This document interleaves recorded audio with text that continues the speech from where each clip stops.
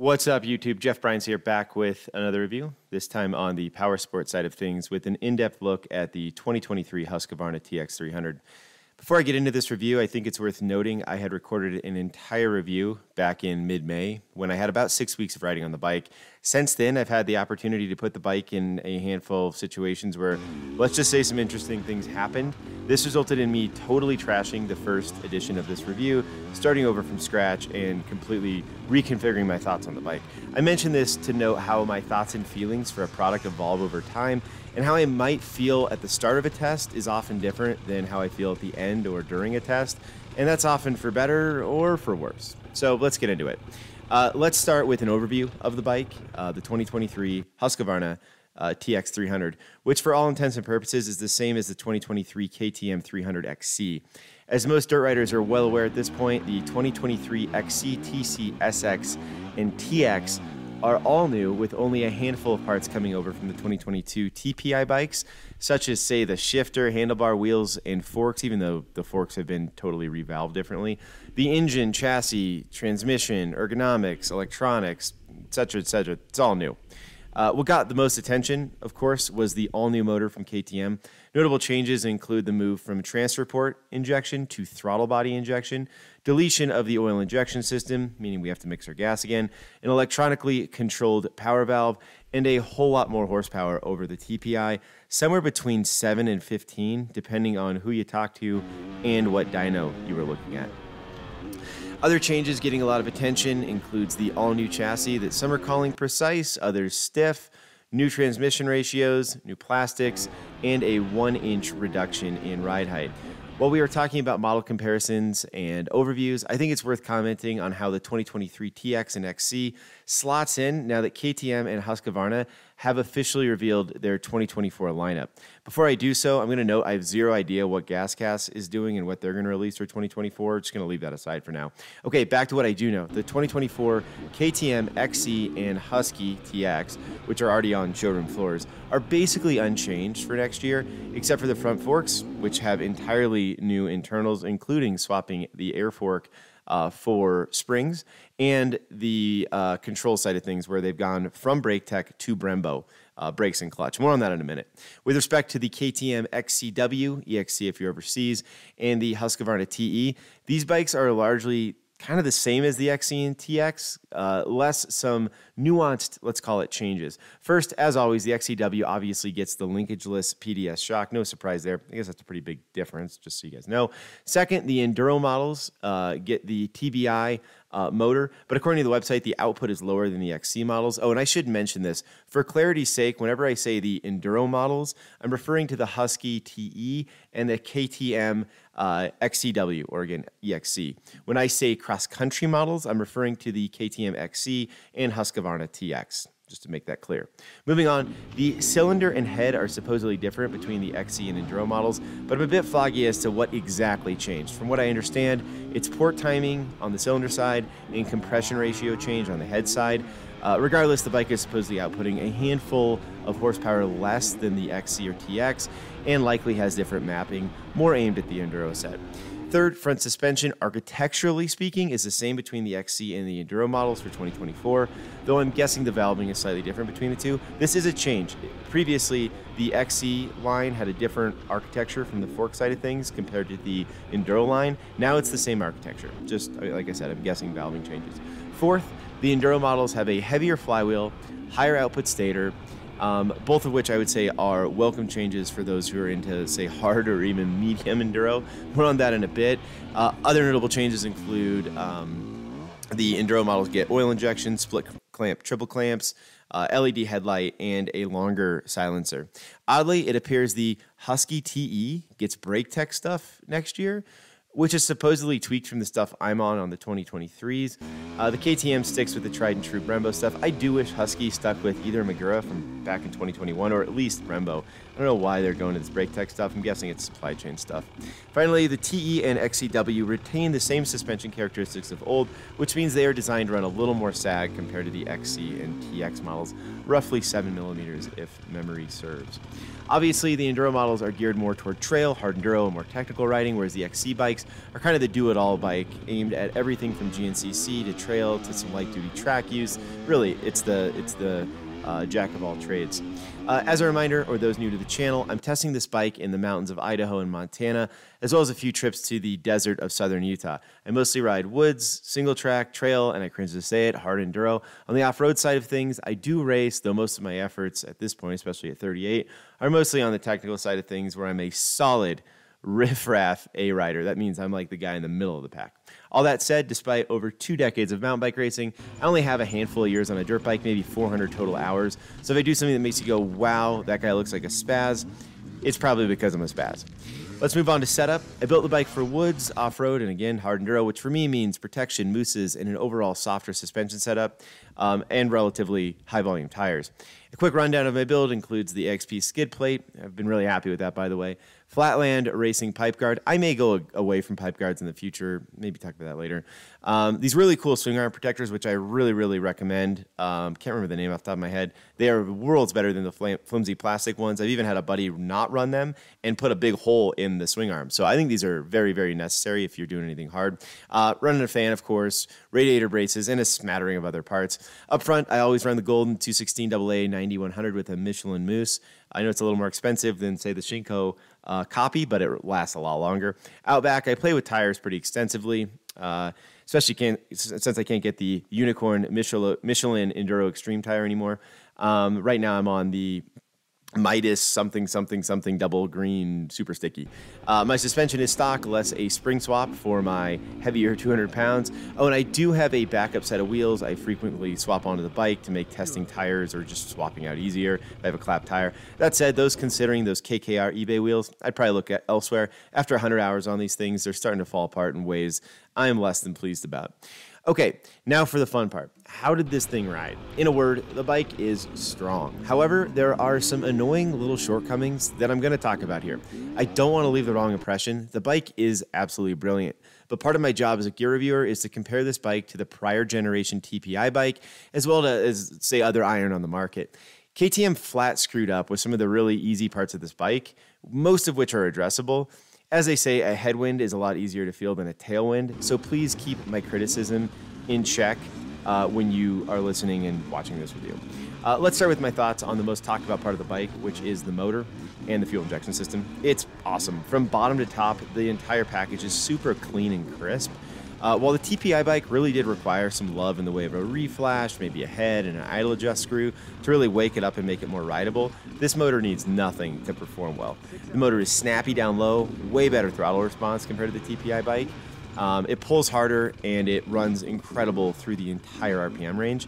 Playing with maps does make a notable difference, unlike prior renditions of the two-stroke fuel-injected bikes. I don't find the green map, which is the more powerful map, as frightening as other testers, probably because I'm over 200 pounds, right around 205. The only downsides to the motor package come in 3 forms. First, the flywheel is lighter than the TBI bike. While this may be fun on the track, in faster trails, in GNCC type settings, this is not as desirable in hard-to-find traction riding that I often find myself in. Thankfully, I can buy a flywheel weight, which the internet suggests isn't all that big of a change. I'll consider it in the future. Also, remember the 2024 Enduro models have a heavier flywheel and more forgiving motor right from the factory. Second, and perhaps more concerningly, the charging system is not able to keep up with the demands of the bike in, let's call it, the hard enduro setting, where stalling, low-speed riding, fan, all of that is the norm. To be fair, this is not really a motor issue, but an electrical issue, but it's part of the motor package, so I'm putting it there. So far, out of the 4 TBI bikes in our group, this has been a problem for 3 of us. And I saw a number of 2023s at the Silver Kings hard enduro race last weekend. They were unable to continue due to this problem. I even heard some rumors that there was some swapping going on at checkpoints of batteries. Not so sure about the legality of that, but I don't really care. Being unable to start the bike in technical terrain due to stator output or battery concerns is beyond frustrating. And unlike the TBI bikes, you can't even retrofit a kicker on this bike, even if you wanted to. I did pick up a larger amp hour battery, the AG801, which has certainly helped. However, to keep the battery fully charged after a day of riding in tricky terrain, it requires me to put it on a trickle charger overnight, being the stator just isn't keeping up with the demands of the bike, again at low RPM, just doing the harder stuff. And it's outputting supposedly like a measly 30 watts compared to the old stator, which was at least double that. Ultimately, my guess is those with a TX riding this type of terrain will need to get their stator rewound via Ricky Stator. Check them out online. They claim 70 watt output if you do that, but they do also claim less output at idle. Take that for what it's worth. Or maybe the aftermarket's going to come to the rescue with a high output stator. Again, this is another nod to the enduro models for a rider like me. Third, and super annoyingly, the fuel pickups have resulted in me running out of gas when I didn't run out of gas. Why did you move the fuel pickups, KTM? Putting the fuel pickups in the middle of the tank, not down on the shrouds, is a silly call. Like, I'm not an engineer, and I could tell you, like, by looking at it, that was a silly call. I have a handful of miles left in the tank, and usually when I see that, I need to get back to my truck, and some of the riding isn't far from my truck. But I have no reliable way to get the gas consistently to the pickups. Super, super annoying.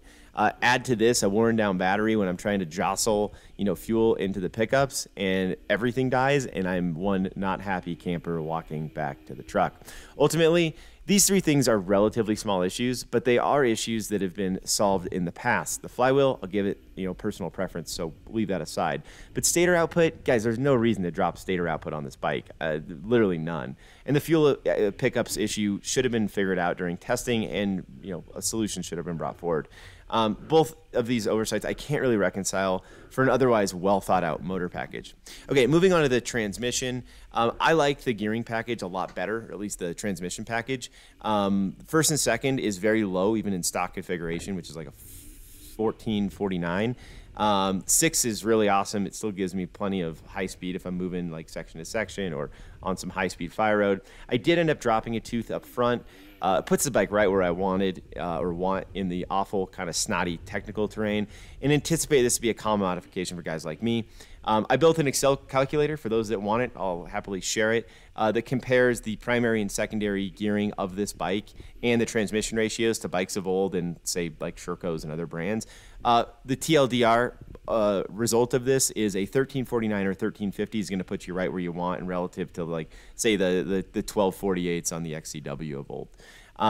Like I said, anybody wants the calculator, just comment below.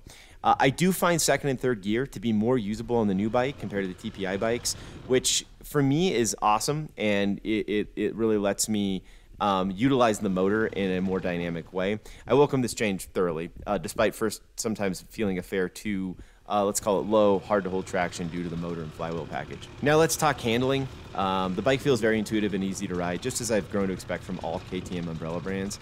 The geometry feels familiar, the weight's low on the frame, the rider triangle is very intuitive. The bike is both precise and stiff, which can be a double-edged sword depending on how well and fast you're riding. I do feel like the bike could benefit from some suspension work, which I've done zero of outside of backing off compression dampening, front and rear. The AAR forks are the best I've seen thus far for the air forks, though this is obviously the last year of them. While I'm not rushing out to find something better, I would love to compare these to the 2024 coil lineup, which I have a sneaking suspicion are going to be a marked improvement. Out back is really where I have the most complaint, however.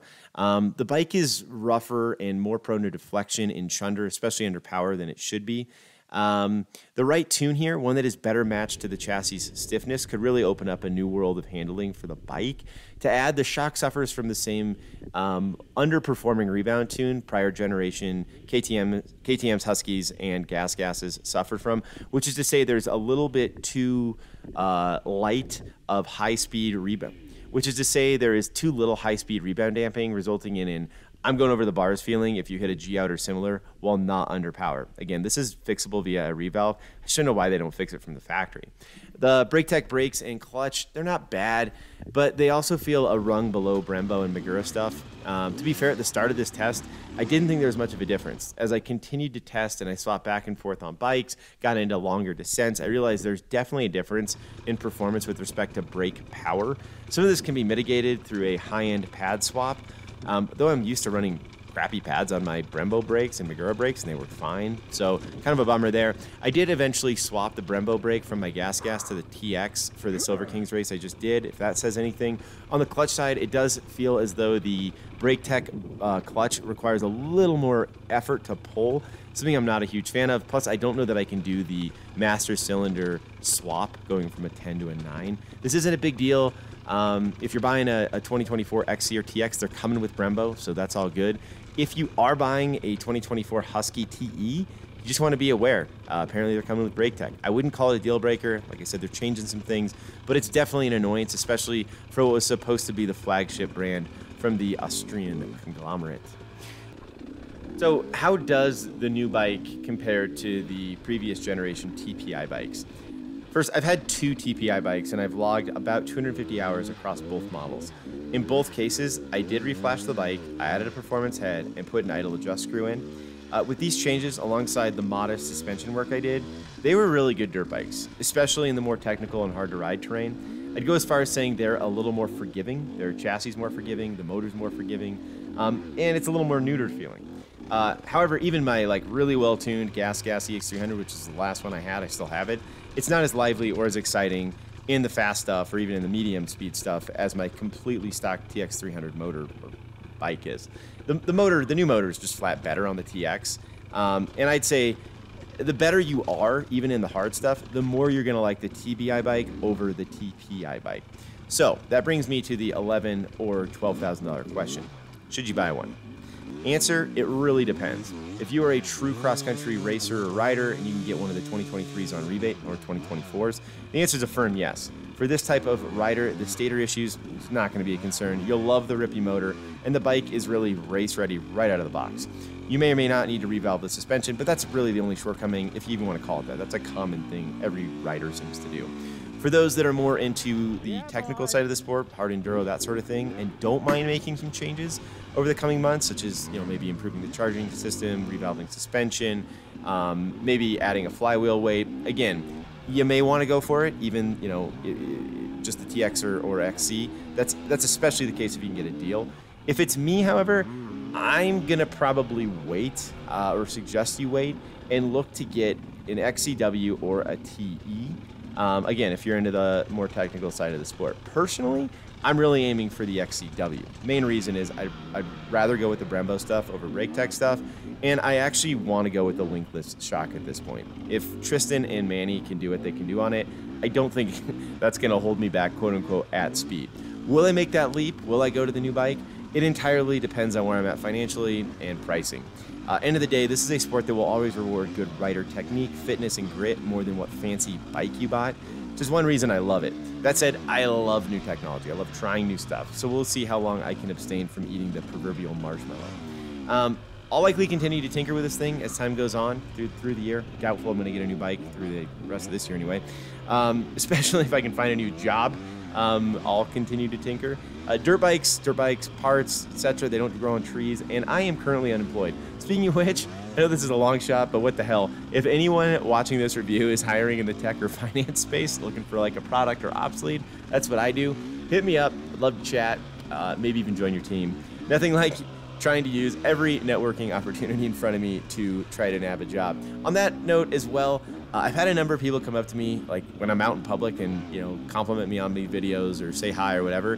I really enjoy this, so I'm gonna make a deal with the internet. Anybody that sees me out in public and likes what I do here and wants to say hi, come say hi. And if we're at a coffee shop, I'll buy you coffee. If we're at a bar, I'll buy you a beer, whatever, club soda if you're not into drinking. I really enjoy having conversations with people that are as passionate about this stuff as I do in real life, and I just thoroughly enjoy, connecting people best we can. Thanks for tuning in here. I know it was a long review. Please throw any questions you may have in the comments, like and subscribe. Cheers, and see you on the trail. Bye.